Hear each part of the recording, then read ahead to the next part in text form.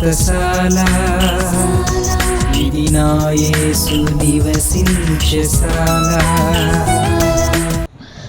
దేవునికి స్తోత్రములు కలుగునుగాక, దేవునికి మహిమ కలుగునుగాక. ఈ 3 రోజులు ఉపవాస ప్రార్థన చెయ్యకముందు దేవుడు మనకిచ్చినటువంటి 3 మాటలు ఏంటో చెప్పండి. తీరని సమస్యలన్నిటికీ పరిష్కారము. రెండవది, అలసిన వారిని సమస్యలను వారిని లేవనెత్తుతానని సెలవిచ్చాడు. మూడవది, ఆత్మీయ జీవితంలో పడిపోయి వెనకంజి వేసి మరలా లోకానికి దగ్గరగా వెళ్ళినటువంటి వారందరినీ తిరిగి ఏం చేస్తానన్నాడు? ఉజ్జీవముతో రేపుతానని దేవుడు సెలవిచ్చాడు. ఈ 3 విషయాలు మన జీవితంలో దేవుడు నెరవేరుస్తాడా, నెరవేర్చడా? తూచా తప్పకుండా ఆయన ఇచ్చిన ప్రతి మాట నెరవేర్చుకుంటూ వస్తూ ఉన్నాడు కదా. పర్వతాలకు వెళ్ళి ప్రార్థన చేయాలని చెప్పాడు. నా భక్తుల వలె మీరు పర్వతమునకు వెళ్ళి ప్రార్థన చేయాలని దేవుడు మాట్లాడాడు. పర్వతానికి మనం వెళ్ళడానికి, అరణ్యానికి వెళ్ళడానికి మన ప్రాంతంలో ఏమీ లేవు కదా అని అనుకుంటున్న టైంలో దేవుడు నా సన్నిధే ఆ పర్వతమని దేవుడు మాట్లాడాడు. ఆ పర్వతములో మనమందరం కూడా ఫిబ్రవరి నుండి ప్రతి నెల చివరి వారంలో 3 రోజుల ఉపవాస ప్రార్థన చేస్తూ ఉన్నాం దేవుని కృపను బట్టి. ఈ శుభదినాన కూడా ఈ 3 రోజుల ఉపవాస ప్రార్థనలో పాలు పంపులు పొందినటువంటి వారికి దేవుడిచ్చేటువంటి 3 సంగతులు మనం నేర్చుకుందాం. దేవుడు మనకు తెలియజేసినటువంటి 3 విషయాలు. ప్రార్థన అయిపోయిన తర్వాత దేవుడు మనకివ్వబోతున్నటువంటి కార్యాలు ఏంటో 3 విషయాలు దేవుడు జ్ఞాపకం చేస్తున్నాడు. ఏంటంటే, ఈ 3 రోజుల ఉపవాస ప్రార్థనలో పాలు పంపులు పొందినటువంటి బిడ్డలకు దేవుడు కోల్పోయిన వాటన్నిటిని తిరిగి అనుగ్రహిస్తానని ఆజ్ఞాపిస్తూ ఉన్నాడు. యోనా గ్రంథము 3వ అధ్యాయం 5వ వచనాన్ని చదువుకుందాం. నినివే పట్టణపు వారు దేవుని యందు విశ్వాసముంచి ఉపవాస దినము చాటించి కనులేమి అల్పులేమి అందరూ గోనె పట్ట కట్టుకొనిరి.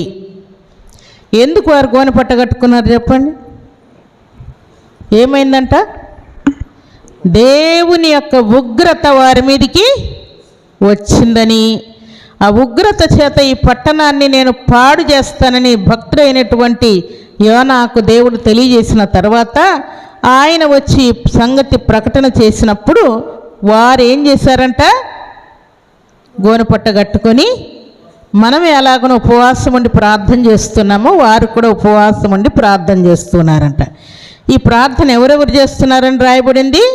కనులేమి అల్పులేమి అందరూ గోనెపట్ట కట్టుకున్నారు. కింద మాట 6వ వచనం కూడా చదువుకుందాం.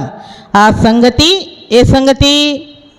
అందరూ ఉపవాసం ఉండి ప్రార్థన చేస్తున్నారన్న సంగతి రాజునకు వినబడినప్పుడు అతడును సింహాసనం మీద నుండి దిగి తన రాజ వస్త్రములు తీసివేసి గోనె పట్ట కట్టుకొని ఎక్కడ కూర్చున్నాడు? బూడిదలో కూర్చున్నాడంట.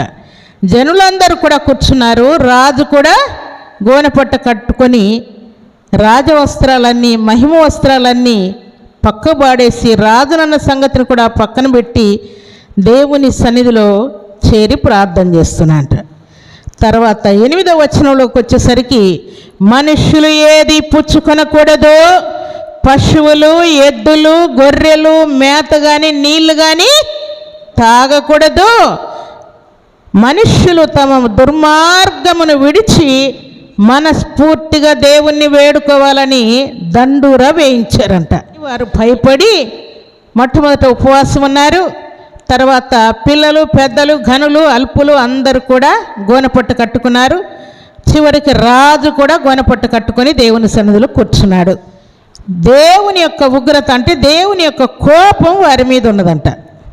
ఈ శుభదినాన దేవుని సన్నిధిలో మనము వారు ప్రార్థన చేసినట్టుగా మనం కూడా 3 రోజులు ఉపవాస ప్రార్థన చేసినందుకు మన మీద ఉన్నటువంటి దేవుని యొక్క ఉగ్రత వారి మీద నుండి తొలగినట్టుగా మన మీద నుండి కూడా దేవుని యొక్క ఉగ్రత తొలగిపోయిందంట. దేవునికి స్తోత్రములు కలుగునుగాక. దేవుడు నిమ్మలము చేయబడ్డాడంట. నినివే పట్టణస్థుల మీద ఉన్నటువంటి ఉగ్రత తొలగిపోయిన తర్వాత దేవుడు ఏం చేశాడంట చూడండి. అప్పుడు ఏం జరిగిందంట? దేవుడు చేస్తానన్న కీడు చేయకుండా మానుకున్నాడంట. దేవునికి స్తోత్రములు కలుగునుగాక. దేవునికి మహిమ కలుగునుగాక. ఎవరి మీద అయితే దేవుని కోపం ఉన్నదో వారి మీద ఉన్నటువంటి దేవుని ఉగ్రత తొలగిపోయిన తర్వాత చేస్తానన్న కీడు చేయకుండా దేవుడు మానుకున్నాడంట. ప్రభు సన్నిధిలో చేరిన మనమందరం కూడా దేవుని సన్నిధిలో ఈ 3 రోజులు ఉపవాస ప్రార్థన చేసినందుకు మన మీద ఉన్నటువంటి దేవుని యొక్క ఉగ్రత తొలగిపోయి మనకు, మన భర్తలకు, మన భార్యలకు, మన కుమారులకు, మన కుమార్తెలకు, మన పైరు పంటలకు, మన పశువులకు, విద్యాబుద్ధికి, ఉద్యోగానికి, వివాహానికి, సంతానానికి, అప్పులకు, కేసులకు, ఏ విషయాల్లో దేవుని యొక్క ఉగ్రత మన మీద ఉన్నదో అవన్నీ తొలగిపోయిన తర్వాత దేవుడు చేస్తానన్న కీడు చేయకుండా మానుకొని దేవుని యొక్క కనికరము నినివే పట్టణం మీదకి దిగి వచ్చినట్లుగా మన మీదకి కూడా దేవుని యొక్క కనికరము దిగి వస్తూ ఉన్నదంట. ఈ ఉపవాస ప్రార్థనను బట్టి దేవుని ఉగ్రత కాకుండా దేవుని యొక్క కనికరం మన మీదకి దిగి వచ్చి ఉన్నదని దేవుడు జ్ఞాపకం చేస్తున్నాడు. దేవుని యొక్క కనికరం మన మీదకి వస్తే ఏం జరుగుద్దని పరిశుద్ధ గ్రంథంలో రాయబడిందంటే మత్తయి సువార్త 9వ అధ్యాయం 27వ వచనం చదువుకుంటే అక్కడ 2 గుడ్డివారు కనబడుతూ ఉన్నారు. ఆ గుడ్డివారు దేవుణ్ణి వేడుకుంటూ, దేవా మా మీద కనికరపడయ్యా అని దేవుణ్ణి వేడుకుంటే దేవుడు కనికరపడి వారి కంటి చూపిచ్చేశాడంట. ప్రియులారా, ఆయన కనికరపడ్డ ప్రతి వారు కూడా అద్భుతములు, ఆశ్చర్య కార్యములు విర్రివిగా అనుభవించినట్టు కూడా వ్రాయబడి ఉన్నది. కుమారుడు కానీ కుమార్తె కానీ ఏదైనా కావాలని కోరినప్పుడు, ఖచ్చితంగా నాకు అది కొనివ్వాలని కోరినప్పుడు, వచ్చే నెలలో కొనిస్తాను నాయనా, 10 రోజుల తర్వాత కొనిస్తాను, ఒక 6 నెలలు ఓపిక పట్టు కొనిస్తాను అంటే వాడు మాట వినకుండా అలిగి అన్నం తినకుండా ఉన్నాడు అనుకోండి. అప్పుడు ఏం చేస్తాం చెప్పండి? అప్పు సప్పు చేసిన వాడు 2 రోజులైంది, 3 రోజులైంది, వారమైంది, ఇంట్లోకి రావట్లేదు, అన్నం తినట్లేదు, వాడు ఏడ్చుకుంటూ ఉన్నాడు అని మన కష్టం అంతా పక్కన పెట్టి అప్పు చేసైనా వాని హృదయ కోరిక తీర్చడానికి ప్లాన్ చేస్తాం కదా. అలాగే మన ప్రియరక్షకుడు కూడా మనము భోజనం మానేసి దేవుని సన్నిధిలో ఉపవాసం ఉండి కన్నీటితో ప్రార్థన చేయటం వలన ఉగ్రత తొలగిపోయి ఏమి దిగి వస్తా ఉన్నది? దేవుని యొక్క కనికరం మన మీదకి దిగి వస్తూ ఉన్నది. దేవుని సన్నిధానంలో చేరినటువంటి మనమందరం కూడా దేవుని యొక్క కనికరము పొందుదుముగాక. దేవుడు మన మీద అత్యధికమైనటువంటి కృపావరములను కుమ్మరించునుగాక. 2వ మాట చదువుకుందాం. 1 సమూయేలు గ్రంథము 1వ అధ్యాయం 7వ వచనాన్ని చదువుకుందాం. ఎల్కానా ఆమెకు ఏటేటా రీతిగా చేయిచుండగా హన్నా యెహోవా మందిరమునకు పోవునప్పుడెల్లా అది ఆమెకు కోపము పుట్టించెను గనుక ఆమె భోజనము చేయక ఏడ్చుచూ వచ్చెను.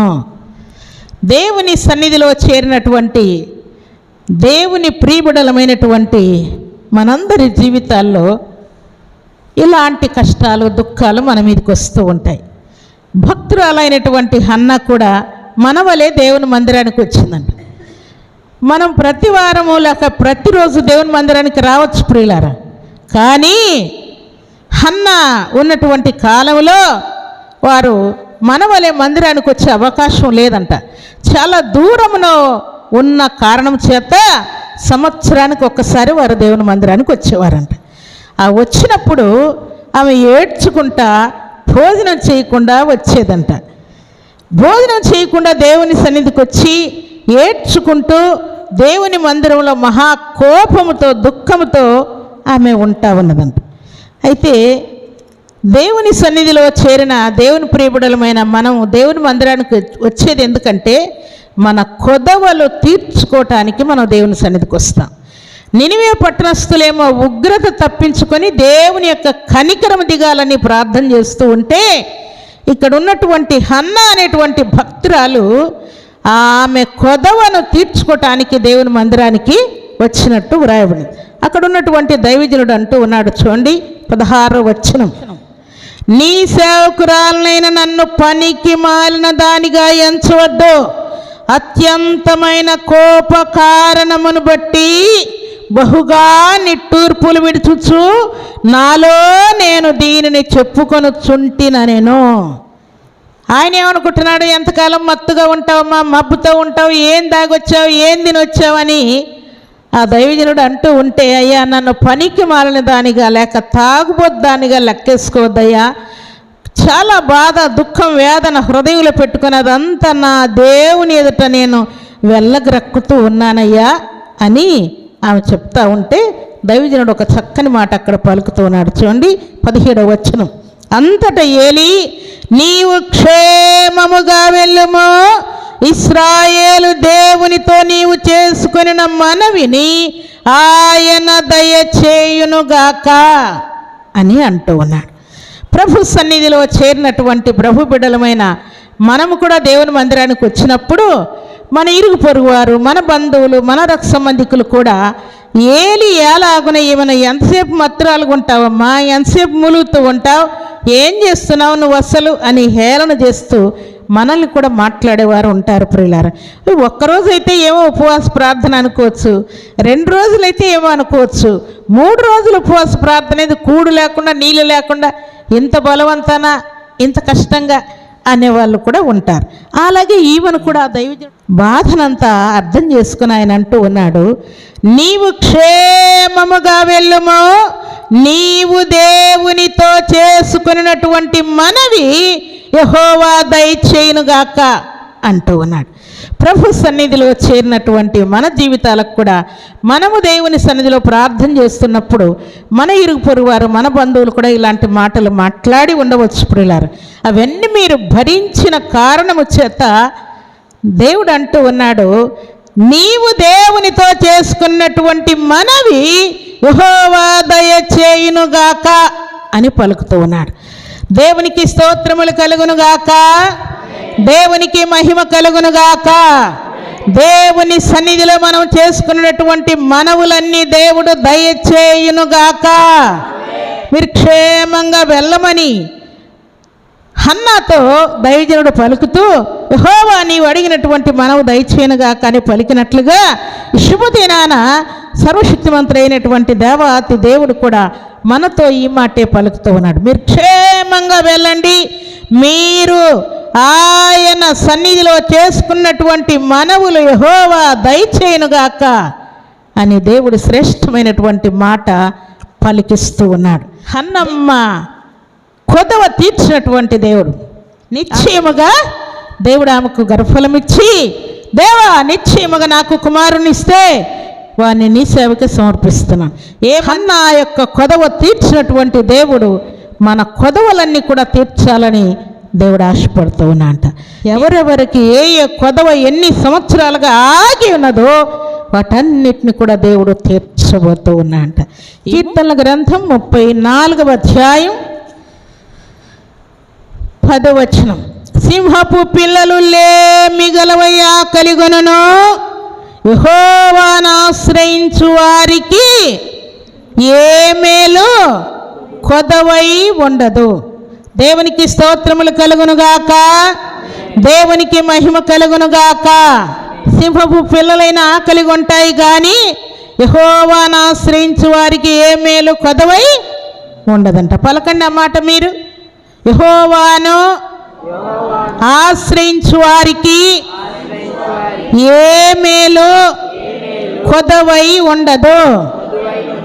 దేవుణ్ణి ఆశ్రయించారు గనక మీకు ఏ మేలు కూడా కొదవై ఉండదని దేవుడు ఆజ్ఞాపిస్తున్నాడు. సర్వశక్తిమంతుడైనటువంటి దేవాతి దేవుడు సెలవు ఇచ్చినటువంటి 3వ మాట ఆదికాండం 32వ అధ్యాయం 24వ వచనాన్ని చదువుకుందాం.